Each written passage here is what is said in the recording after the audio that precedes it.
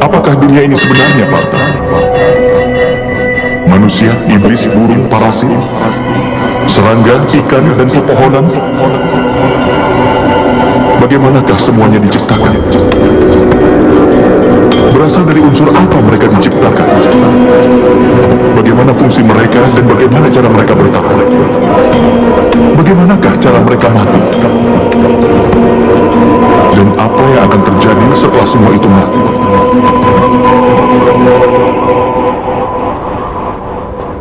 Renungkan akan rahasia ini.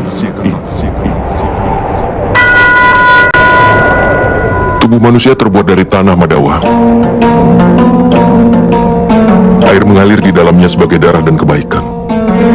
Api memberikan kehangatan pada tubuh, termasuk rongga kosong lainnya yang ada dalam tubuh.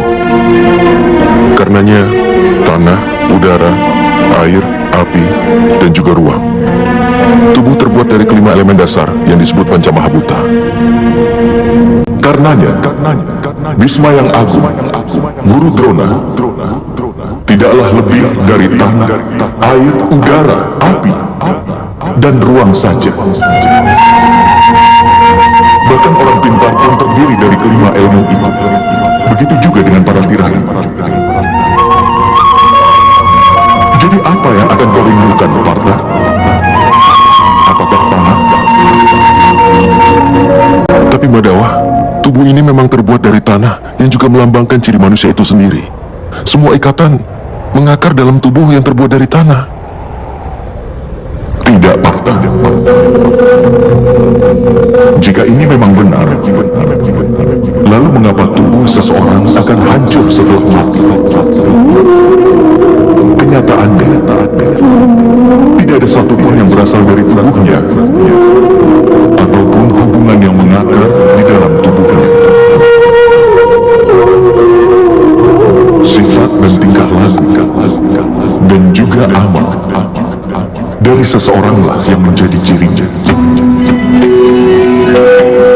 Lalu bagaimanakah sifat, tingkah laku, dan amal diciptakan?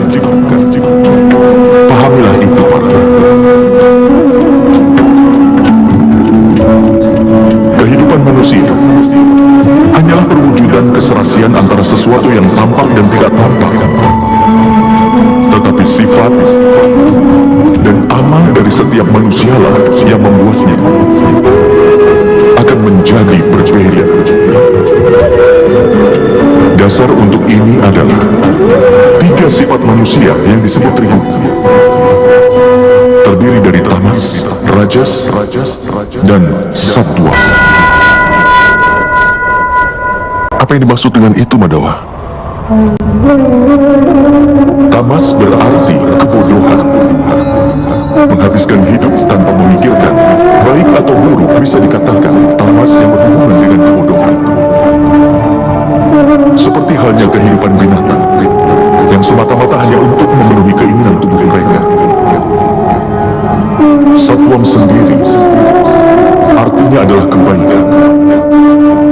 Ketika seseorang dalam situasi tertentu memikirkan keadilan, kebenaran, dan tradisi sebelum melakukan sesuatu, maka dia disebut sebagai sattwam yang berhubungan dengan kebaikan.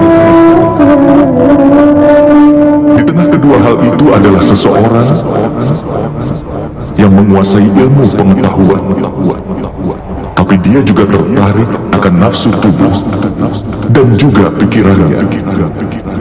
Seperti manusia yang hidup dengan keangkuhan, artinya rajas, yang berhubungan dengan nafsu. Dengan menciptakan keseimbangan antara kebodohan, nafsu, dan juga kebaikan, maka sifat manusia dapat ditentukan.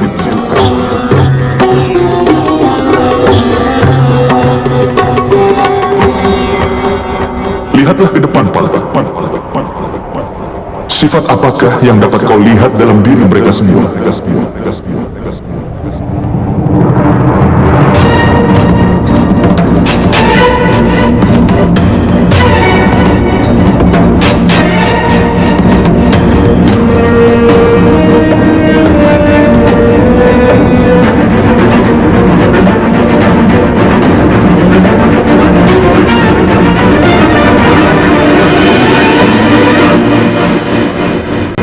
Pangeran Duryodhana tahu akan keadilan, tapi tidak pernah bertindak adil. Hidupnya dipenuhi dengan keangkuhan. Karenanya, dia sedikit memiliki kebodohan. Memiliki nafsu, dan sepenuhnya tidak punya kebaikan.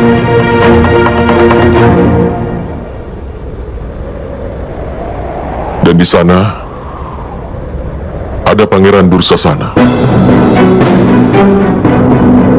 Dia selalu mematuhi perintah dari kakak tertuanya tanpa berpikir lagi. Karenanya, dia memiliki kebodohan. Lihat juga kakekmu Bhisma Parta. Dia punya keseimbangan antara kebaikan dan kebodohan. Dia tidak memiliki keangkuhan, tetapi dia terikat dengan pemikiran usang dan tradisi yang kuno. Bahkan ketika keinginannya muncul, dia tidak bisa melanggar sumpahnya.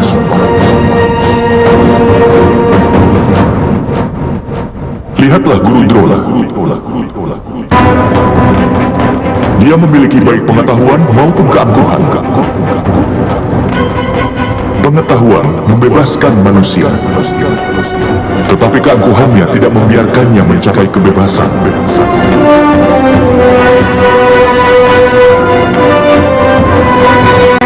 Tapi Madawa,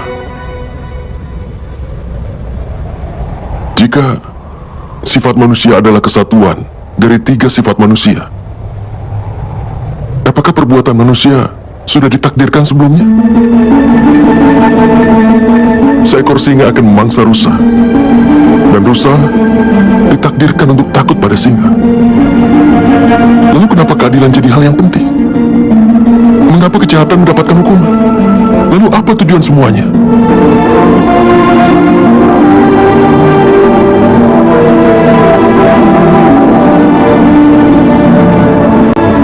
Sebuah pertanyaan yang bagus, Parta. Tapi pertama-tama pahamilah apa yang dimaksud dengan manusia itu. Manusia tidak hanya gabungan dari 5 elemen dasar itu, tidak hanya kelima wujud itu, panca indera penggerak, dan 3 sifat manusia. Tidaklah hanya gabungan dari ke-23 wujud itu. Agar manusia dapat menjalankan fungsinya, dia memerlukan energi, dan energi itulah yang disebut dengan kehendak. Jadi Madawa, apa manusia terdiri dari kehendak? Tidak, Parta. Bersamaan dengan kehendak manusia dan gabungan dari ke-23 unsur itu adalah ciptaan. Dan yang berada dalam peringkat disebut manusia ini terbuat dari 23 unsur, yang artinya percikan terkecil dari dewa,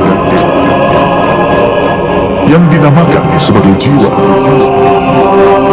Ketika ciptaan dan manusia menjadi satu, yang berarti ketika percikan terkecil dari dewa berada dalam tubuh seseorang sebagai jiwa, saat itulah manusia akan hidup. Apa yang dimaksud dengan jiwa, Madawa?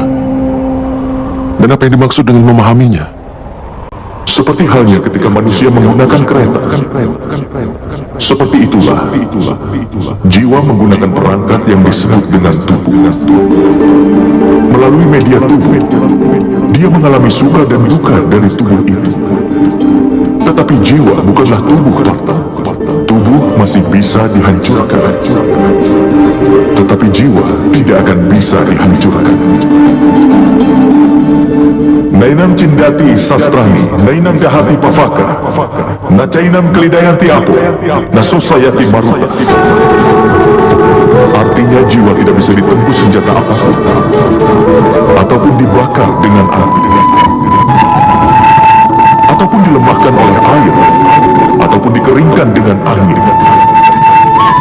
Walaupun jiwa berada di dalam tubuh, jiwa itu abadi.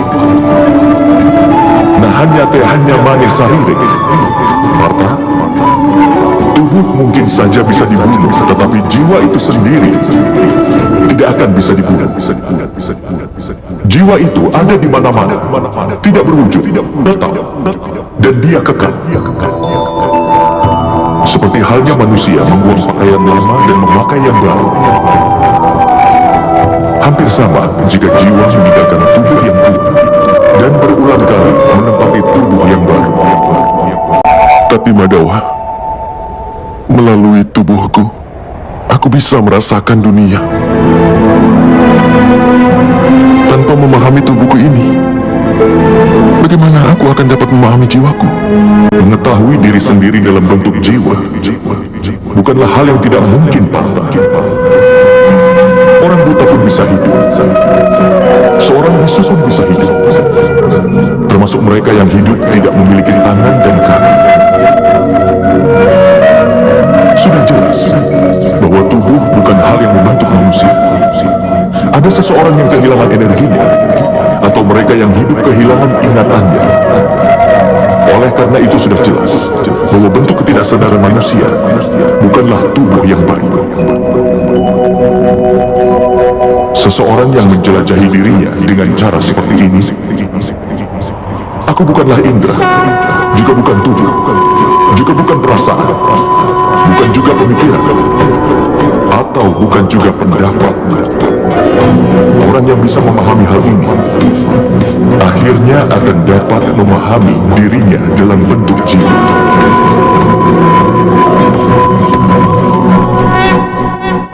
Apakah tujuan dari jiwa itu sendiri, Madawa?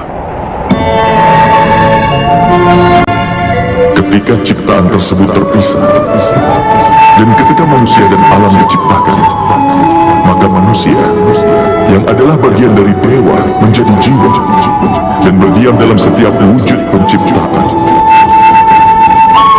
Jiwa itu sendiri dikelilingi oleh nafsu dan kegelapan, Partha.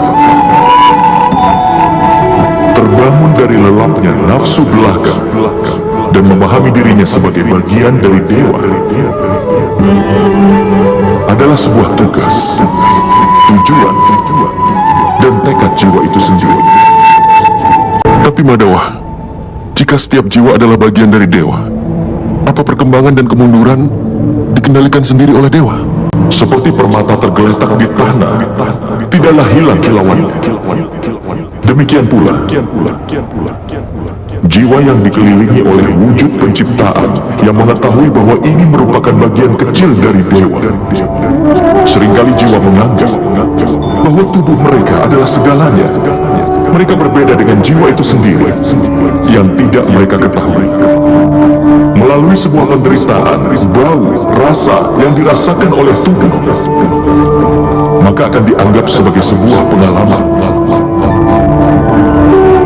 Dan mereka tidak pernah berusaha keras untuk berubah.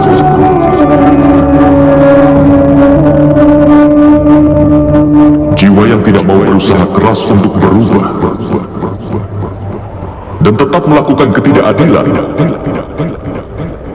mengingatkan dan menghukum mereka adalah hal yang tidak bisa dihindari.